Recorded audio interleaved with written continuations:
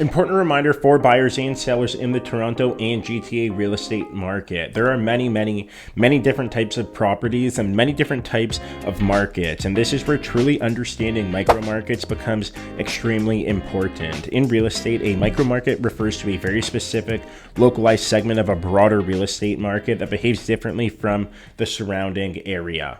Instead of looking at the overall Toronto market, for example, or even just downtown Toronto, a micro market zooms in further, sometimes to a specific building. You might be looking at a single street or pocket, a particular school boundary, or even a specific property type within an area, such as a freehold townhouse or a semi-detached house that are literally one street away from one another. Toronto's landscape also obviously has very cool, unique hard loft buildings situated right beside brand new glass tower condo buildings. And these markets also act differently from one another. Before getting into the examples, as you would expect from listening to this introduction here, each micro market has its own supply and demand dynamics, its own buyer profile, its own pricing trends, and its own level of negotiation leverage. So in today's video, I'm going to go over 3 recent examples that I've seen in my business in the last 2 weeks, which can be used as an education piece by active buyers and sellers in the market. The first example is a Leslieville semi-detached purchase. I have clients who are a couple months out from actually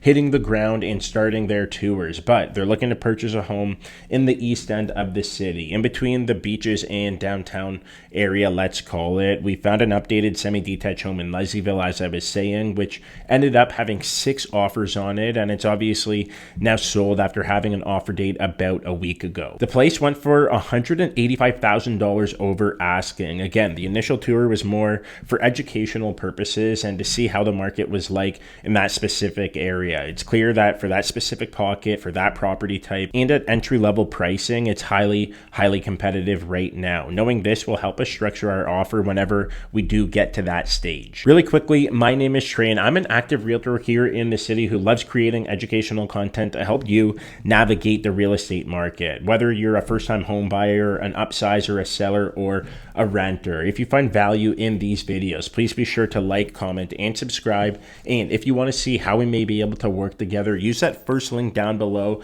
to book a time to chat. Getting back to it, example number 2, I have a different client looking at condos. We were actually just able to firm up a condo purchase for a really cool loft near the King West End Entertainment District. Before finding the one, we can call it, we toured many places and even tried to offer on some other spots. There's a ton to choose from right now in that segment of the market. I want to preface that by saying when looking at the inventory rate for 1-bedroom condos with parking included and above 500 square feet in downtown Toronto, that segment is sitting at 5.09 months of inventory, which is in balanced market territory. Things are worse if you're looking at studio and 1-bedroom condos under 499 square feet, where the inventory rate here bumps up to 7 months, which puts that segment in a buyer's market. So there's no reason to feel pressured to make a quick decision, especially in that micro unit condo space. But if you're looking for something bigger that an end user could appreciate more, or if you're maybe just a little more strict with your criteria, then things are slightly more competitive, but still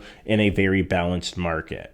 My client and I actually slept on a counteroffer that we received during our search and waited for other opportunities to come our way because we knew for a 100% fact that more great listings would be hitting the market over the next few weeks and next few months. And that's exactly how we found the one. Being patient, letting the numbers speak for themselves, and staying on top of new inventory always pays off in markets like this and allows you to find the right deals. Now, the third and final example is our cottage listing that is on the market for sale right now, and it's currently sold conditionally, actually. So there's not too much I can say about it, but showings were very active in the first 20 hours to 24 hours that it was listed, and we actually got an offer very quickly on the property. It's on Balsam Lake, which is arguably one of the best lakes in the area. So this is another market that is performing quite well if you have a good product. So when people say, how is the market doing? My honest answer that I give them is, which one? I ask them, are you an end user on the buying side? Are you a seller? If you are selling, are you upsizing? Are you downsizing?